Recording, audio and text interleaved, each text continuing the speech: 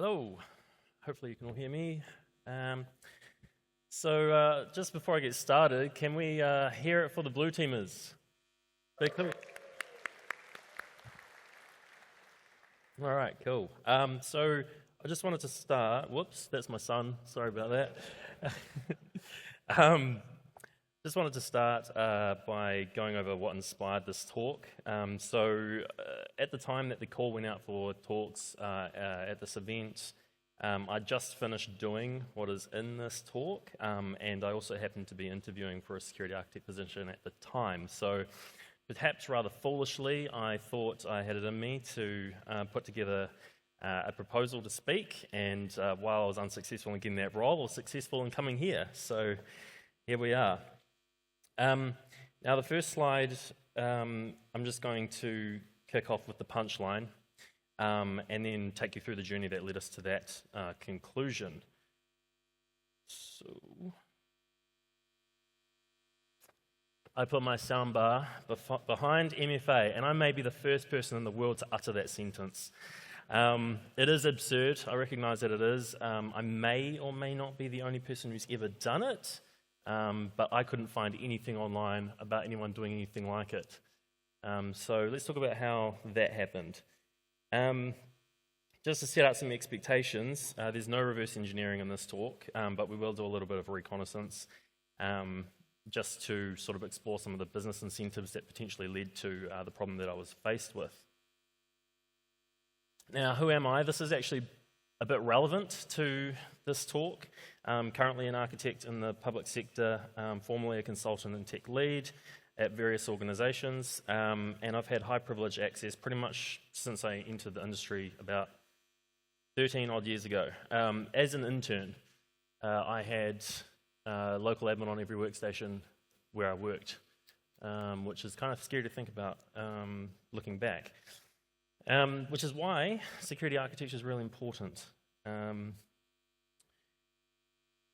So I've worked in large organizations in banking, insurance, aviation, construction, energy, central government, health sector, the biggest orgs in New Zealand that you can think of. I've probably worked there.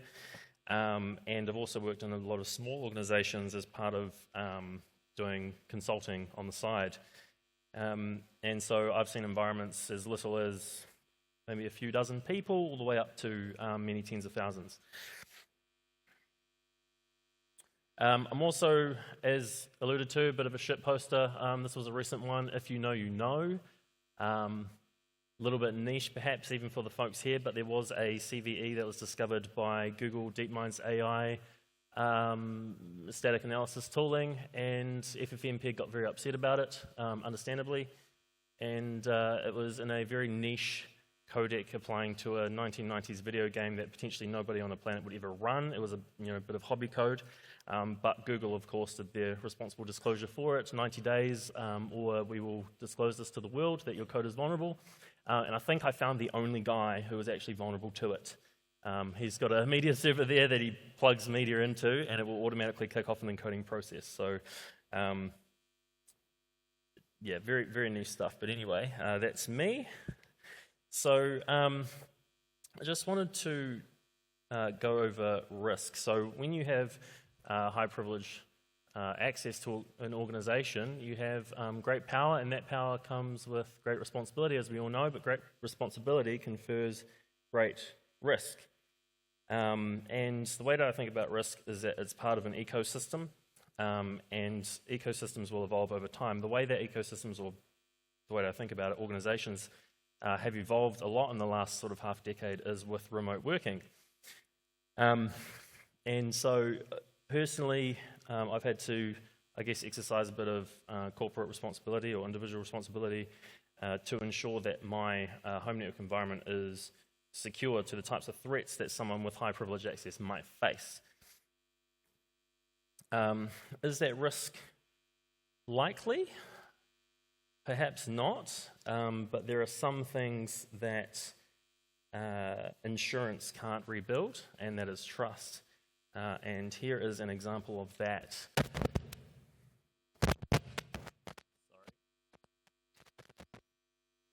about that. Might be having mic problems. Whoops. Sorry? I'm back on? Okay, cool. So yeah, you might have heard LastPass was compromised, and they were compromised through a privileged admin's personal network. So this is the type of... Sorry, should I stand up to the podium? Or? Yeah, okay. So this is the type of risk that I try to, I guess, think about as it applies to the home network. Now, if you compromise LastPass, obviously the bounty is pretty large. You get pretty much access to all of their customers' networks, and with me, not so much, but the threat, I guess, or the risk rather, is still similarly the same. Like I said, you can't rebuild trust, so once that's gone, it's gone. Now, what is trust? We should talk about trust a little bit. These here are the, in my own words, the 5 pillars of what you may be aware of as zero trust. Software, networks, endpoints, identities, and data. Now, what does that actually mean in practical terms? It's something that I've taken to doing in recent times to try and help some junior colleagues actually work through troubleshooting issues, is to describe it in words that look a little bit like this. All code runs somewhere on something as someone to do business. That is, all code, the software, runs somewhere in a network probably, on something, it's your endpoint, as someone, the identities, and to do business, and that's the data, that's the critical component there. So when it comes to trust, the code that runs against your assets, whether it's the data or systems, in my view, that is your code. It may be provided by a third party, but at the end of the day, it's running against your systems and your data, so you are ultimately accountable for the outcomes of that. Do you trust it? Do you know where it came from? Can you assure the provenance of that code? We have a lot of mechanisms for building trust. There are a lot of things like commercial liability and so on and so forth, but something that that confers is that a lot of organizations will implicitly trust Microsoft. Whether you want to trust them or not is up to you. That's fine. Most organizations do. That's just the way the world works. But have you read the source code? I certainly have it. It's closed, right? You can't read it for the most part. But you may be aware recently it came out that there were foreign nationals working on their source code who are supervised by people who don't understand code. Is that trustworthy? I don't know, you decide. So whether it's when Google pulls FFmpeg to power its transcoding engine for YouTube, or when a reverse engineer buys a smart vacuum and finds a kill switch that activates when the vacuum can't phone home its telemetry, in either case, we bear the responsibility for the code that runs against our assets. That's the way that I see it anyway. So as you might imagine, I love open source. Open source empowers me to be able to do static analysis and resolve dependencies and build trust along that. So if you were here yesterday, Colby did a talk on S-bombs, absolutely loved that, and I share the enthusiasm with him that I believe is the way of the future. A future built on an exchange of S-bombs and open source. I believe that commercially supported open source will be a competitive advantage in the future because of that reason. So, next one. The settings. So at home, my home network is comprised of many zones, and IoT devices live in an untrusted zone. That's just a rule that I have. You can see this sort of quote here written by someone that was taken from an excerpt of someone lobotomizing, his words, his smart TV. He took all the smart features out of it so that his TV could be a smart TV, a dumb TV. I share that that interest. I wish they would make dumb TVs again, but anyway. A typical home and small business network might be about maybe 1 or 2 VLANs from my experience, and large corporates would be comprised of potentially thousands of virtual networks. My network has maybe a baker's dozen, to give you an idea of how seriously I kind of take this stuff. So the problem is I have a Bose smart soundbar at home, and its app doesn't work across networks. Bit of an odd one. Every other smart device that I have in the home does work perfectly fine. The issue with this is, in order to control it, I have to switch networks into the untrusted network. I have to attach my phone to the untrusted network to be able to configure it, which is violating my rules that I've set for myself. And that's not great when you have Cocomelon or Bluey on the TV and there's no sound. Because for whatever reason, this smart soundbar will have sound playing into it and it just doesn't do anything. So you have to actually go into the app and say, hey, the source is the TV, play now, please. My kid is crying. Not great, right? Not a great experience. So, like I said, I don't have this issue with any other smart devices in my network. So why is it doing this? Well, I checked the firewall logs, I tried asking Bose for support, and I also read their documentation. I did RTFM. I also looked online, searched forums to see if anyone had encountered this issue before, and I could not find anything. So I was sort of up Schitt's Creek without a paddle, until I remembered something that I said recently to none other than this person, who you may or may not recognize. That you will always find answers at the source of truth. And apparently that hit different to old Swifty there. So anyway, what did I do? What did I do? Well, I went and started capturing packets. Like, what's going on? Let's have a look. Let's see what this thing's doing. What did I find? It just doesn't reply. That's it. Just doesn't reply. If a request comes from outside of its local network, it just does not reply. That is it. That's all there is to it. That's the behavior. Kind of odd, but it is what it is. So I started thinking about why. Why would it be doing this? Now, like I said, we're not doing any reverse engineering, and I kind of think at this point it's a little bit pointless unless Mr. Bra wants to go and find a CVE. I already know what the behavior is. So what I would like to do is try to find out why Bose wants their speakers to do this. And the reason there is because I believe it was a business need, right? No engineer just woke up one day and decided to do this. You know, whatever this is, whether it was tampering with IP tables or you know, maybe putting in a dead route, a sinkhole route or something, I don't know. I don't really care. There's a business context here that I might try to uncover. So I queried the SSDP endpoint. That's a simple service discovery protocol, which you can see on the right there. You don't need to read that. Basically, what I found was there is a ecosystem property called Eco2, and I thought, what is that? That looks interesting. Let's see if we can find something online about that. And what I found is that there is a software technology company called Janus Technology in the UK that creates software for IoT integrations.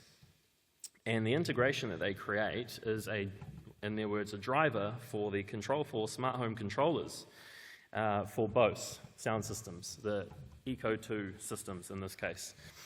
And what the Control4 smart home controllers allow you to do is integrate with your IoT products in what I imagine to be a much more convenient way, and a way that might actually make your house smart. So it's very cool. It looks very cool.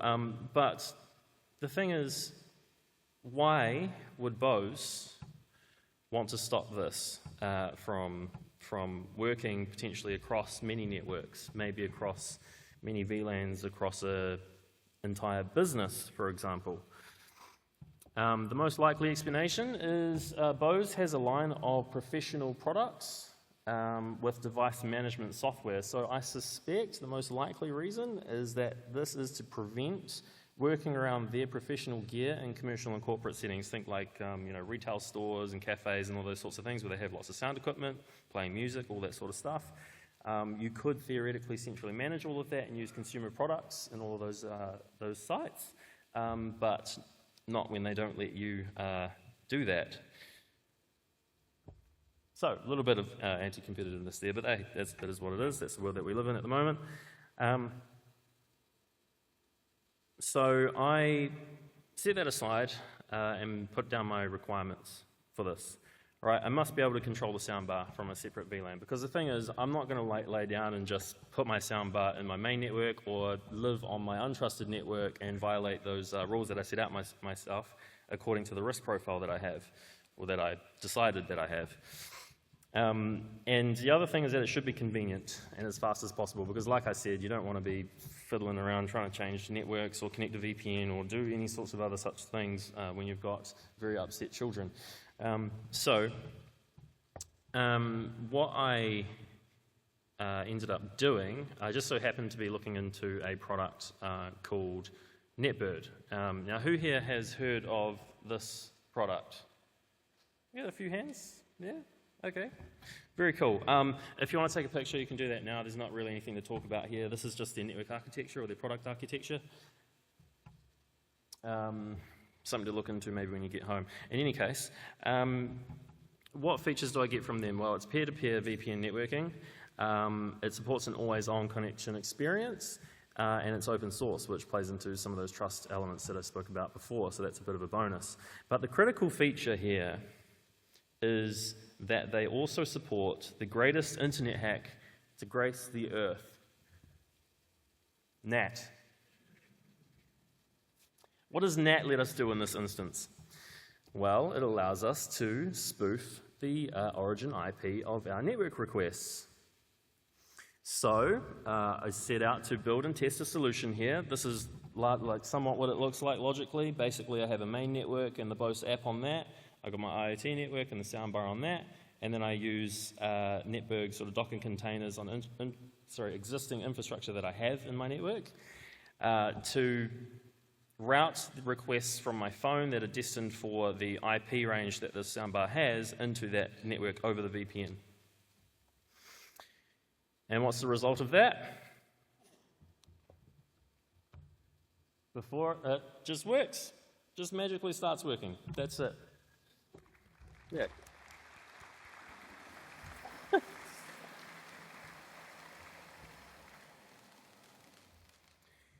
That's essentially my talk for the day. Now, really, if I really wanted to, I could go into themes around ownership and all that sort of stuff, but I'm out of time, so, resist, hack the planet, all that good stuff. Thank you, everyone. That's it.